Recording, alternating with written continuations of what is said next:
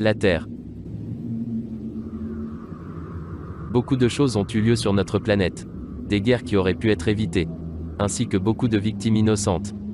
Aujourd'hui, je vais vous raconter l'histoire qui a emmené l'humanité à mener leur première guerre mondiale. Ceci n'est qu'un petit récapitulatif. N'oublie pas de t'abonner à la chaîne et de laisser un pouce bleu sur la vidéo. Je t'en serai vraiment reconnaissant. Je vous souhaite un bon visionnage.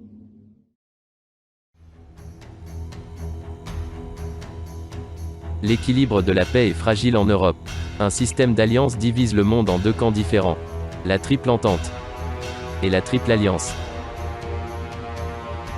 Nous sommes le 28 juin 1914 à Sarajevo, le jour de l'assassinat de l'archiduc François Ferdinand, héritier de l'Empire austro-hongrois, et de son épouse, Sophie Chotek, duchesse de Hohenberg, par le nationaliste serbe de Bosnie nommé Gavrilo Princip, membre de l'organisation Jeune Bosnie. Il s'agit d'une petite organisation révolutionnaire anarchiste proche du Parti social-démocrate serbe, qui avait pour objectif premier la création d'une fédération ou d'une confédération, rassemblant tous les Slaves de Serbie, Monténégro, Autriche et Hongrois. L'Autriche-Hongrie réagit à l'attentat en déclarant la guerre au royaume de Serbie, en accord avec son allié allemand. Ce qui aurait pu n'être qu'une simple guerre, mais la Serbie est alliée avec la Russie, et dégénère par la suite en guerre mondiale. Pensant que la guerre n'allait durer que quelques semaines, les semaines se transforment en mois. Mais la guerre s'enlise et devient interminable. Plus violente, plus meurtrière, plus destructrice. Des soldats complètement désespérés, dans des tranchées étroites, sans parler de l'humidité, les rats, et l'odeur de la mort. Les combats tournent au massacre.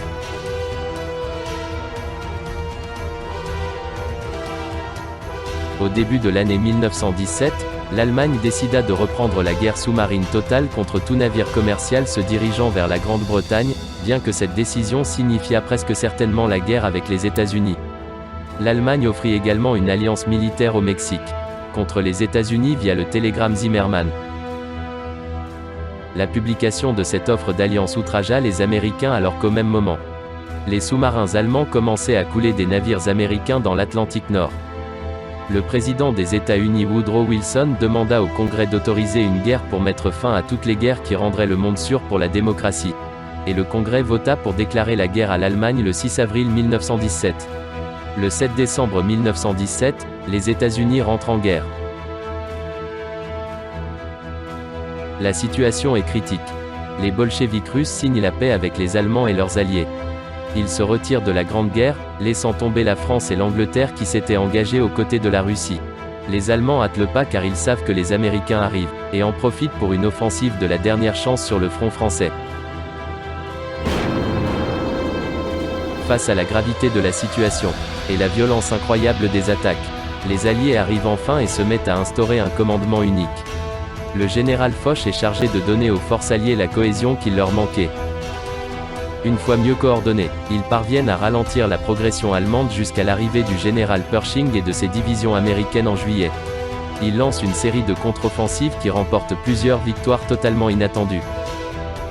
L'armée allemande est complètement épuisée, et manque énormément de ressources, finissent enfin par battre en retraite.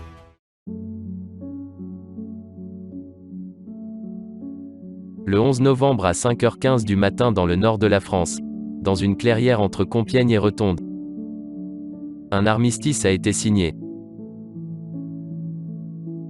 Le même jour au front à 11h du matin, les clairons sur le champ de bataille se font entendre. Les soldats enfin soulagés baissent les armes. Ce cauchemar interminable est enfin terminé.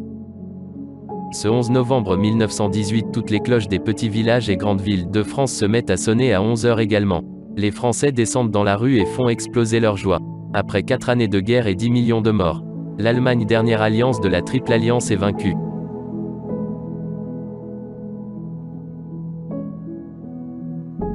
Les vainqueurs et les vaincus se réunissent en France à Versailles, dans le Palais des Glaces pour signer la paix. L'Allemagne est forcée d'accepter ce qu'elle appelle un diktat et reçoit les lourdes sanctions contre elle.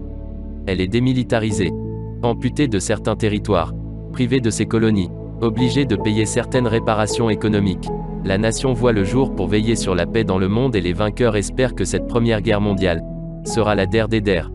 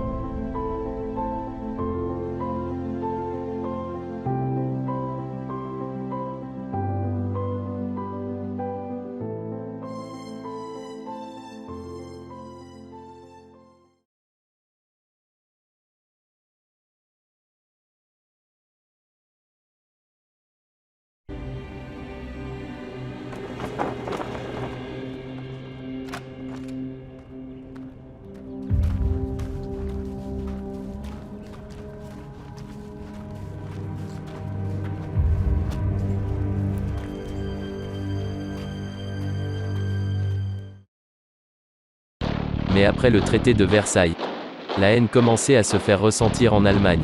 La paix n'aura duré que 20 ans. Pour recommencer une nouvelle guerre, celle de la Deuxième Guerre mondiale.